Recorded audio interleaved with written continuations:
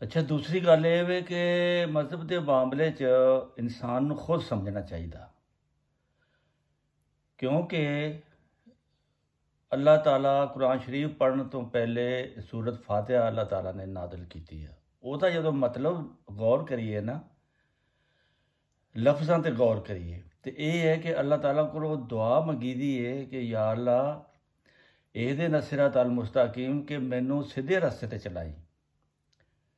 ਫਿਰ ਸਿਰਾਤ ਅਲਜ਼ੀਨਾ ਅਨਅਮਤ ਅਲੈਹਿਮ, ਉਹ ਰਸਤਾ ਜਿਨ੍ਹਾਂ ਤੇ ਤੇਰਾ ਇਨਾਮ ਨਾਜ਼ਲ ਹੋਇਆ।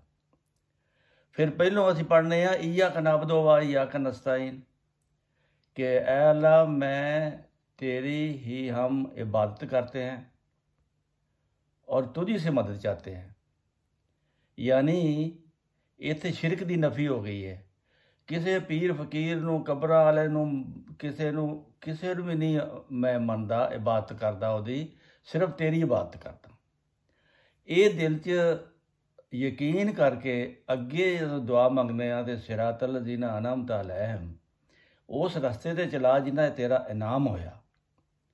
ਫਿਰ ਇਸ ਤੋਂ ਬਾਅਦ ਅੱਲਾਹ ਤਾਲਾ ਥੋੜ੍ਹੀ ਦੂਰ ਜਾ ਕੇ ਕੁਰਾਨ ਸ਼ਰੀਫ 'ਚ ਫਰਮਾਉਂਦਾ ਹੈ کہ جب میری اے بنی آدم میں ہدایت اپنی طرف سے تینوں گاہے بگاہے بھیجتا رہاں گا۔ اچھا، یہ قرآن شریف جو حکم ہے کہ اللہ تعالیٰ کی طرف ہدایت آتی رہے گی۔ ہدایت کتوں آتی ہے؟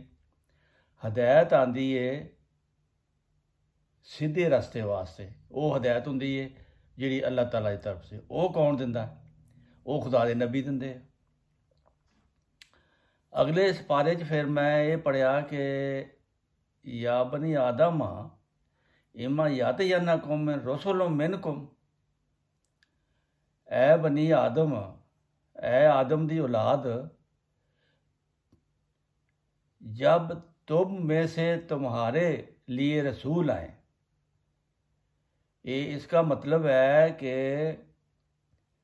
رسول جڑے آنے انساناں چوں آنے ਜਦੋਂ ਇਨਸਾਨਾਂ 'ਚੋਂ ਰਸੂਲ ਆਣੇ ਆ ਤੇ ਫਿਰ ਜਿਹੜਾ ਰਸੂਲ ਆ ਕੇ ਦਾਅਵਾ ਕਰਦਾ ਫਿਰ ਉਹਦੀ ਗੱਲ 'ਤੇ ਗੌਰ ਕਰਨਾ ਚਾਹੀਦਾ। تو یہ ہے فلسفہ اس کا کہ اللہ تعالیٰ رسول بھیجتا ہے لوگوں میں سے، قوم میں سے۔ تو اس کے بعد پھر میں نے پڑھا کہ جب رسول آتا ہے،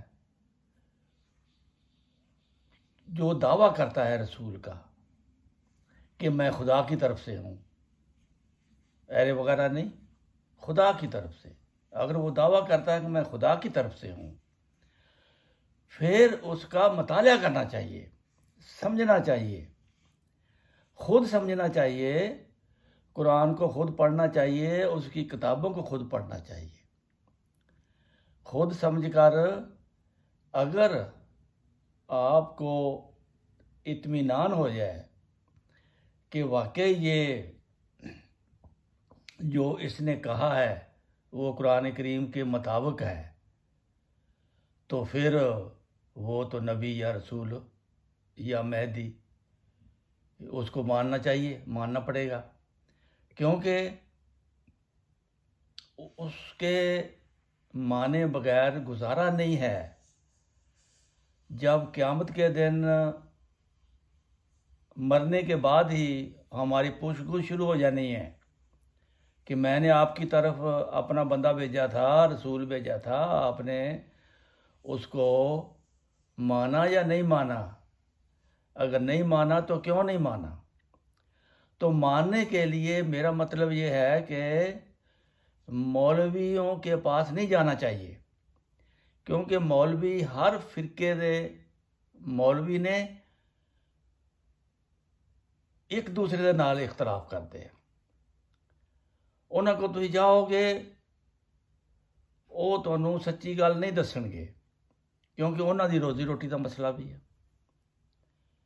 اگر وہ اس واسطے صحیح تصدیق وہی ہو سکتی ہے تسی خود قرآن کریم نو پڑھو، خود وہ دیاں کتاباں پڑھو، اور خود فیصلہ کرو اور نال تواڈے یہ دعا ہوئے پیچھے ایاک نعبد و ایاک نستعین اہدنا الصراط المستقیم صراط الذین انعمت علیہم، راہ ان لوگوں کا مجھے دکھا جس پر تو نے انعام کیا۔